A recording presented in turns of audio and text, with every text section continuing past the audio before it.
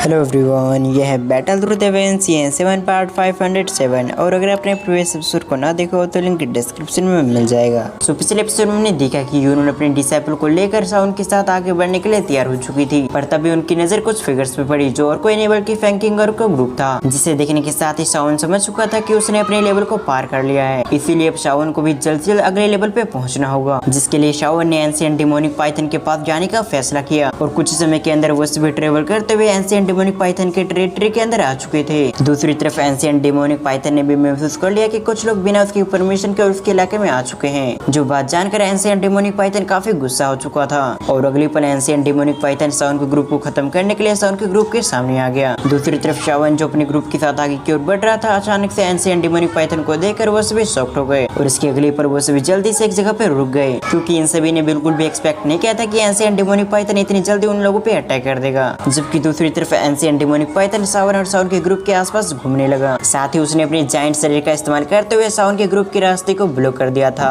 ताकि किसी भी डायरेक्शन से सावन और उसके टीममेट इस जगह से ना निकल सके। और इसके अगली पर अचानक से एंशिएंट डेमोनिक पाइथन ने सावन के ग्रुप पे अटैक कर दिया और उस एंशिएंट डेमोनिक पाइथन के निशाने पर सावन था, जिसे खाने के लिए एंशिएंट डेमोनिक पाइथन ने अपने बड़े से मुंह को ओपन कर लिया। जबकि सावन के ग्रुप ये देखने के साथ ही कि एंशिएंट डेमोनिक पाइथन के पीछे वो पीछे की ओर देखने लगे और अब तक वो एंशिएंट डेमोनिक पाइथन भी सावन का काफी क्लोज आ चुका था, चाहकर भी कोई भी सावन की मदद नहीं कर पाएगा। ये सब सोचते हुए सावन ने जल्दी से अपने हैंडसर को क्रिएट करना शुरू कर दिया और अगली पल उसने अपनी आंख को ओपन कर लिया। जैसे सावन ने अपनी आंखें ओपन की तो सावन की आंखों से गोल्डन कलर की एनर्जी निकलने लगी और इसके अगले पल सावन अपने जायंट फॉर्म में आ चुका था। जबकि सावन अपने जायंट फॉर्म में आने के साथ ही अपने पंच को रेडी कर लिया और अगले पल उसने अपनी पावरफुल पंच उससे दे मारा। जैसे सावन का जायंट पंच एंशिएंट डेमोनिक पाइथन के शरीर से टकराती है तो उस जगह पर चारों तरफ स्पिरिचुअल एनर्जी फैल जाती है और ये दोनों ही स्पिरिचुअल पावर एक दूसरे को पीछे करने की कोशिश करने लगे, जिस वजह से इस जगह पर काफी सारे स्पिरिचुअल एनर्जी रिलीज होने लगी और कुछ समय के अंदर इस एनर्जी के इम्पैक्ट से उन दोनों को ही अपने कदम पीछे लेने पड़े।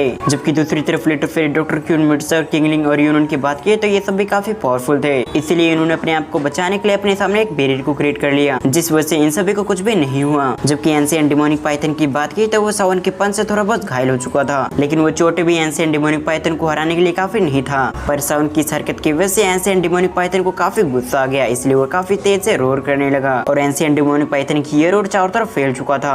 साथ ही दूसरी तरफ सावन को भी मालूम था कि एंशिएंट डेमोनिक पाइथन को हराना इतना आसान काम नहीं है, इसलिए उसने जल्दी से सभी को अटैक करने के लिए कहा ताकि वो सभी एंशिएंट डेमोनिक पाइथन पे अटैक करके उसे हरा सके। जबकि सावन की बातों को सुनने के साथ ही सभी लोग अटैक करने के लिए तैयार हो गए, पर साथ ही इन सभी को मालूम था कि एंशिएंट डेमोनिक पाइथन काफी पावरफुल है, इसलिए वो सभी शुरुआत से अपनी पावरफुल टेक्निक का इस्तेमाल करना शुरू कर दिया। जबकि सीन शिफ्ट होकर हम क्यून मिर्सा को देखते हैं, जिसने एंशिएंट डेमोनिक पाइथन पे अटैक करने के लिए अपने एरो को निकाल लिया था और इसके अगले पर क्यून मिर्सा ने एंशिएंट डेमोनिक पाइथन पे अटैक कर दिया। जबकि लेटर फिर डॉक्टर और किंगलिंग भी उस पर अटैक करने लगी, जबकि उनकी पावरफुल अटैक से भी एंशिएंट डेमोनिक पाइथन को ज्यादा फर्क नहीं पड़ रहा था। जबकि इधर सावन समझ चुका था कि एंशिएंट डेमोनिक पाइथन डिस्ट्रैक्ट हो चुका है, इसीलिए अब एंशिएंट डेमोनिक पाइथन पे अटैक करने के लिए सही मौका है। ये सोचते हुए सावन ने पावरफुल पंच को फिर से क्रिएट करते हुए एंशिएंट डेमोनिक पाइथन की ओर बढ़ने लगा। जबकि इस चीज को एंशिएंट डेमोनिक पाइथन ने भी सेंस कर लिया कि उसके ऊपर अटैक होने वाला है, पर इससे पहले वो कुछ रिएक्ट कर पाता है उससे पहले सावन का पंच उसके शरीर से हिट हो गया और सावन का पंच जैसे एंशिएंट डेमोनिक पाइथन के शरीर से टकराई उसी समय एंशिएंट डेमोनिक पाइथन काफी स्पीड से उसकी बॉडी पीछे जाने लगी। दूसरी तरफ ये देखने के साथ ही क्यून मिर्सा, यूनोन, किंगलिंग और लेटर फिर डॉक्टर एक साथ ही उस स्नेक पे अटैक करने लगी, लेकिन इन दो की अटैक को इग्नोर करते हुए एंशिएंट डेमोनिक पाइथन काफी स्पीड से सावन की ओर बढ़ने लगी, क्योंकि उसे समझ में आ चुका था कि जायंट फिगर उसे ज्यादा नुकसान पहुंचा सकता है, जबकि बाकी लोग उसे इतना नुकसान नहीं पहुंचा सकते। इसलिए जल्दी से एंशिएंट डेमोनिक पाइथन ने अपने टेल्स की मदद से सावन पे अटैक कर दिया और एंशिएंट डेमोनिक पाइथन की तरह उसकी टेल्स भी काफी पावरफुल थी,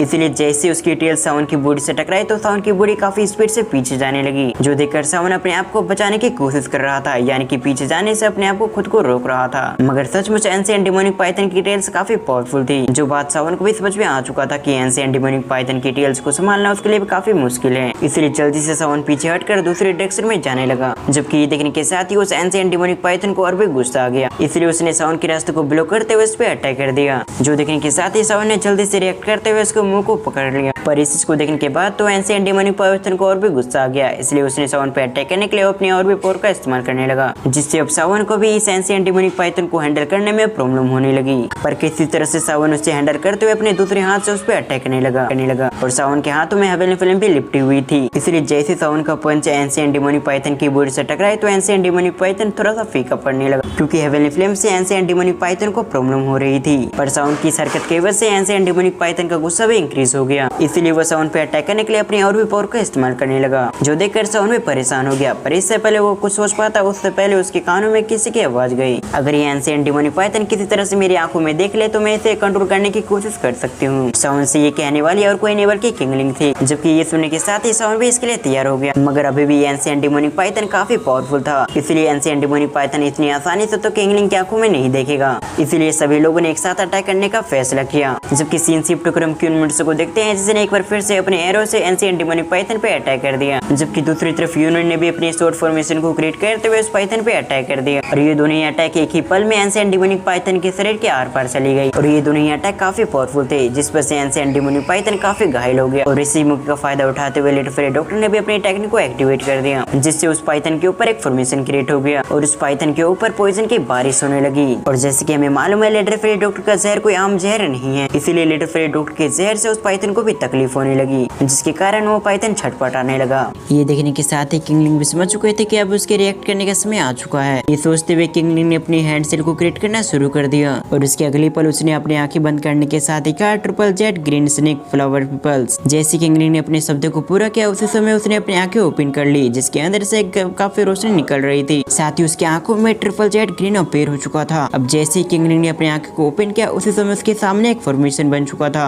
जो triple jet green snake flower की पावर थी। और ये पावर धीरे धीरे करके एंशिएंट डिमोनिक पाइथन को कंट्रोल करने लगी, जिसकी वजह से उस पाइथन की भी आंखें ट्रिपल जेट ग्रीन की तरह चमकने लगी। ये देखने के साथ ही किंगलिंग उस एंशिएंट डिमोनिक पाइथन को कंट्रोल करने लगी और धीरे धीरे करके वो पाइथन उसके कंट्रोल में आने भी लगा। अब सीन शिफ्ट होकर हम सावन को देखते हैं, जो ये देखने के साथ ही काफी खुश हो गया था। साथ ही सावन किंगलिंग के ट्रिपल जेट ग्रीन पावर की भी तारीफ करने लगा, क्योंकि इससे ट्रिपल जेट ग्रीन पावर की मदद से किंगलिंग पाइथन को कंट्रोल कर सकती थी। पर सावन को अभी भी पूरी तरह से कॉन्फिडेंस नहीं था कि किंगलिंग इसे भी कंट्रोल कर पाएगी कि नहीं, क्योंकि ये एंशिएंट डिमोनिक पाइथन काफी पावरफुल था। जब सावन ये सब सोच रहा था तब दूसरी तरफ एंशिएंट डिमोनिक पाइथन भी समझ चुका था कि किंगलिंग उसे कंट्रोल करने की कोशिश कर रही है। इसीलिए वो पाइथन किंगलिंग की ट्रिपल जेट ग्रीन पावर से निकलने की कोशिश करने लगा, जिसकी वजह से अब किंगलिंग को भी इस पाइथन को कंट्रोल करने में थोड़ी प्रॉब्लम होने लगी, क्योंकि एंशिएंट डिमोनिक बेस्ट उसके सामने सबमिट नहीं करना चाहता था, जिस वजह से अब किंगलिंग भी थोड़ी से परेशान हो गई। जबकि ये देखने के साथ ही दूसरी तरफ सावन शॉक हो गया, लेकिन बिना देरी के उसे समझ में आ चुका था कि उसे जल्द से जल्द इसकी पावर को और भी कम करना होगा, ताकि किंगलिंग इस पाइथन को काफी आसानी से कंट्रोल कर सके। ये सोचते हुए सावन ने अपनी हेवनली फ्लेम की मदद से एंशिएंट डिमोनिक पाइथन को चारों तरफ से घेर लिया और अगले पल सावन क्यून से कहता है जल्दी से इसे सप्रेस करो। ये सुनने के साथ ही क्यून